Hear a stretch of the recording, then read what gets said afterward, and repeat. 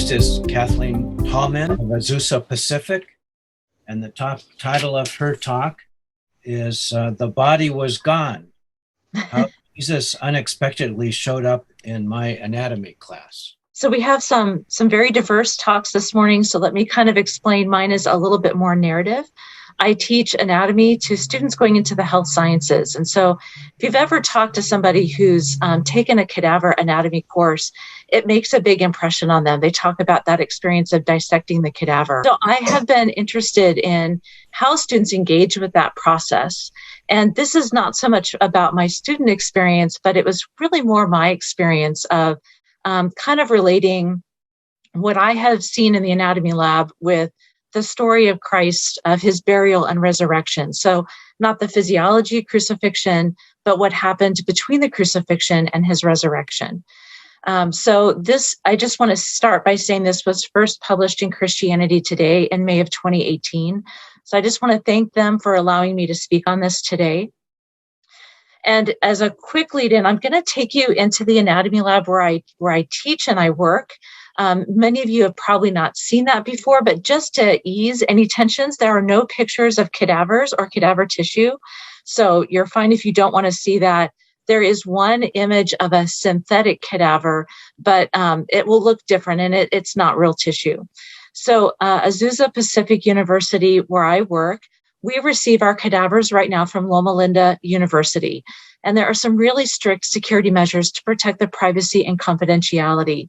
I appreciate that Loma Linda really wants us to keep that body as a whole person. So if we have perhaps removed an organ like the heart to look at it, at the end of every lab, we put everything back so that we leave that person as a holistic individual. So out of respect for our agreement with them, I don't even have images inside our anatomy lab. So the images I have are from other labs. So here's an example of what anatomy labs might look like. So you can see students gathering around a cadaver table. You can see that the cadavers are covered with a white sheet. That white sheet is usually drenched in a wetting solution, which helps protect the cadavers and keeps them moist. You can see in the top right image that there is a book that is open that has instructions for the students. You can see the students have their lab coats on.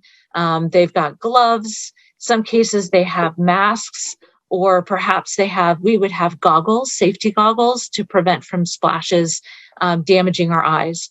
The lower image is that synthetic cadaver. So in addition to the traditional way that we have dissected cadavers, there are now synthetic cadavers where somebody can look at synthetic material and understand muscles and arteries and veins. There are also digital tables where you walk up to the table and it's a digital image and you can peel away layers. You can do cross sections. You can do all kinds of things. And then there are digital anatomy programs that you can get to online.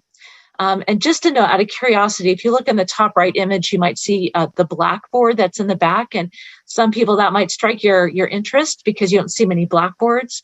I have been told that some medical schools use traditional original blackboards because the chemicals in the wetting solution can interact with a surface on a whiteboard.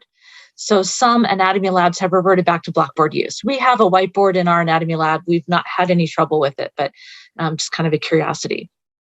All right, so this is what the anatomy lab looks like. You might have 10 to 20 tables like this within the anatomy lab.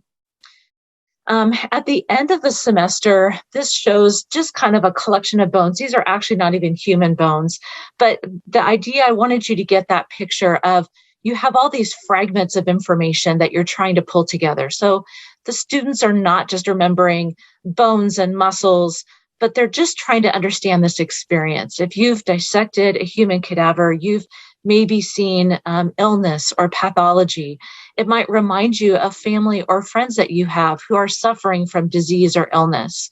And so you're trying to put together this gift that the cadavers have given. What does that mean? What have you learned from this experience? Many schools have gratitude ceremonies at the end of the semester. I've often done reflective types of lessons, and I've presented some of those exercises at other ASA conferences. So the end of the semester or the end of the academic year actually coincides with Easter. And so for me, as I've spent, many, many years in the anatomy lab, there's a part of me that, especially when I'm in there and the students are not there and I'm caring for the cadavers or preparing for a lab, it reminds me of this period of time when Christ was placed in the tomb. So as you can see here, you can see Christ, an image of Roman soldiers crucifying Christ, and then on the right-hand side, this empty tomb. And so I kind of wonder in my mind as I'm in there with the cadavers, like what happened to Christ's body after he was crucified, as he was placed in the tomb, and before the resurrection. So I'm roughly following the story as told in the Gospel of John.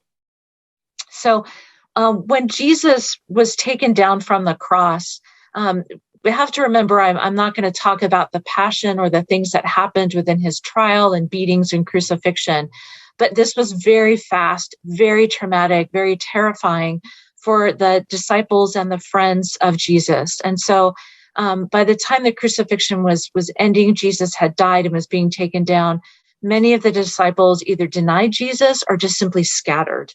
And while it may be easy to judge them, it's difficult to think of the sheer terror and just trauma that they were going through at that time. So the body of Jesus was actually claimed by Joseph of Arimathea. And according to the Gospel of John, Joseph and Nicodemus carried Jesus's body to a new tomb. So curiously enough, these are two members of the Sanhedrin. And the Sanhedrin as a group was the group that had Jesus arrested and tried and pushed for his crucifixion. So it seems a bit odd, or that maybe they are taking a stand or risking themselves a bit to step forward and to ask for Jesus's body. And while many of the people who were crucified were criminals, Jesus is actually given a burial in a new tomb, a burial of dignity. You can see in this bronze statue that they are carrying Jesus's body, and it is wrapped with a cloth, and they are carrying it into what that tomb may have looked like. So the body was preserved. And one of the challenges that they had for Jesus was that by the time he died and they were able to get the body and take it to this tomb, they were coming up to the time of the Sabbath. And so they weren't able to do perhaps the full preservation that they would normally do. So let me describe for a minute what we do in the anatomy lab and then get back to the story as told in the Gospel of John. So what you can see on the left side of your screen it's a chemical storeroom with chemicals. This is very out of date. It looks kind of nice, but it's not the way we would store chemicals. You can see that there are corks in all of these bottles. They're stored on what at least look like laminate wood or some type of wood. The solutions that we use can be flammable. And so we store all of our solutions in a flammable cabinet, which is usually metal, has some type of exhaust to pull off the fumes so that nothing catches fire. So where we store it wouldn't look like this, but it gives you the idea. When those cadavers, when that individual has willed their body to a willed body program, or their family has willed that body, there are specific willed body programs, often at medical schools, that will get that notice, and they will drive and pick up that body and bring it back to that medical center or that willed body program where it is fixed with a solution of formalin.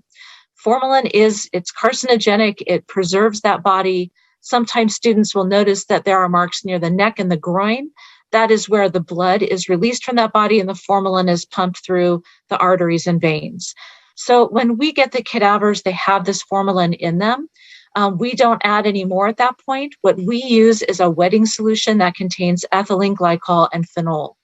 And at the end of every lab, we, with a lot of liberal amounts, pour that wetting solution on the cloths. We wrap them around those body parts to help maintain those cadavers and keep them in good shape for students to study from them. So let's go back to the Gospel of John. How is Jesus's body buried? So the Gospel of John says it was around 75 pounds of spices that were taken to Jesus's tomb. And so this bottom image shows some maybe cloth or bags that have different spices in them, some frankincense and myrrh and aloe, and some little measuring cups. So that might be the way it might look in ancient times or in Jesus's time. Just as my students walk in the lab and they smell that wetting solution and the formalin, we know that that smell means that there are cadavers there. In Jesus's time, the smell of those spices probably told people that those were burial spices or mixed for the purpose of preserving a body for burial. The spices were applied in liberal amounts. So the New International Interpreter's Bible kind of refers to that as reminiscent of the woman pouring perfume on Jesus's feet. It's again a liberal application to preserve that body. The bodies were then wrapped. So in anatomy, we use a long white sheet. And it's just been curious to me. I've worked in multiple states with multiple body donation programs, and I have always received a cadaver covered and wrapped in a long white sheet. That just seems to be consistent in multiple places. Again, we help moisturize that sheet. It helps keep moisture against the body and helps to preserve it. And this image shows again an illustration of Jesus's body wrapped carefully being carried into this new tomb. So in the Jewish custom, they did wash the body. However, if there was life blood that was spilled during death, that was considered atonement and was often not removed. So it is possible that Jesus was buried with blood on his body. In liturgical churches, this burial cloth may be represented on the altar by what's called the fair linen. So these are two examples of fair linen. There are a wide variety of what can be used. You can see on the left-hand side, it's got a crocheted and maybe somewhat fancy edge. The one on the right-hand side has some embroidery on it, but it is a white sheet that is draped across the altar. In some liturgical churches, there is an additional piece of cloth or a parament that may be in different colors to reflect a specific liturgical season. At one point when I was in graduate school, I was attending a liturgical church and I was on the altar guild. So I was helping to lay out this fair linen and prepare the altar for the church service. And it was very much apparent to me at that time, I was also working in the anatomy lab. So as I prepared the altar, I would lay out and unfold this linen along the altar. When I was in the cadaver lab, I would lay out that white sheet over the cadaver. And it really, to me, just brought home the consistency of those actions and how in the cadaver lab, I really should care for these cadavers as if they were Christ's body and just take good care to preserve them and to respect that gift that had been given by the cadavers and those families. So we know in our culture, we normally bury the dead in cemeteries. We've already talked about some of the tombs that might have been used in Jesus's time. We know as far back as Abraham purchased a field that had a cave where he could bury Sarah. And that cave was used as a family tomb for generations. Sometimes burial isn't immediate. So this is an example in our cadaver lab. There is a period of time, maybe a year, sometimes longer, where we have that body. It has been preserved, but has not yet been buried. So these are images of cadaver tables. You can see that there is a metal, kind of a clamshell that closes up over that cadaver, again, to protect it. For security reasons, we actually put a lock through the handles at the top. We have 2 locked doors. So to get to those cadavers, you have to get through 2 locked doors, which only a few people have access, and know the combination to the lock. Just like Jesus's tomb had the stone rolled across it, it was sealed by Pontius Pilate, and there were guards there to protect it. So security is important. In some cases in ancient times, it was important to collect the bones of an individual and hold those bones until a later time where they could be placed in that family tomb. The place where those bones were held is called an ossuary. And so on the right-hand side, you can see 2 examples of an ossuary. The one on the bottom is kind of white. It's not in as great a shape. The top part is cracked a bit. You can very faintly kind of see the outline of a temple door on it, as if that individual was hoping to get through the temple to be in God's presence. The one on the top right is very ornate, but these were examples where the body was allowed to decay until the bones were left. The bones were kept in that until it could be transported to that family burial. An example of that is Joseph. When he died in Egypt, he made his descendants promise to carry his bones with them when they went back to the promised land. And when Moses left with them, he did carry Joseph's bones with him. All right, so I'll finish up here in a minute or two as we get close to that point of the resurrection when Jesus rose from the dead. It talks in the Gospel of John about Mary specifically coming back to the tomb that morning of Easter. And it was customary in that time to watch by the tomb for 3 days or 4 days. Even in our day and age, we're not always sure what the point of death is. We can keep someone on life support, and sometimes that's a contention if that person has passed or not. Back in that day, it was possible somebody could be in a coma and still show signs of life after several days. So they kept watch. In this specific case, the events of the crucifixion may have left no doubt in any of their minds that Jesus was dead. But Mary came back to the tomb, perhaps to finish preparing it with spices for the burial, perhaps just to try to pull together all of the trauma that had happened in those days and what that meant. But Mary comes to the tomb expecting to at least find the stone rolled closed, or if she could get past that stone, to find Jesus's body within the tomb. And of course, what she finds is that the tomb is open and Jesus's body is missing. I think on Easter, when we hear this part of the story, we are thinking ahead to what we know has happened and that she's going to meet the risen Christ. But at that moment, I can't even begin to think what she felt as she looked in that empty tomb. I have tried to think what I would feel if I came in with responsibility for care of these cadavers and found every door to the anatomy lab wide open, no one there, and then to find the shells of the cadaver table like this open and no bodies left. I would be confused. I would be panic-stricken. I would just have grief that the security of these cadavers had been violated, and I would be fearful of what had happened to these bodies. I would certainly not be looking for that cadaver as a living person to walk or to speak to me. So it's not surprising to me that when Mary ran into Jesus, she did not recognize him. So the point is that Jesus shows up in unexpected places and in unexpected ways.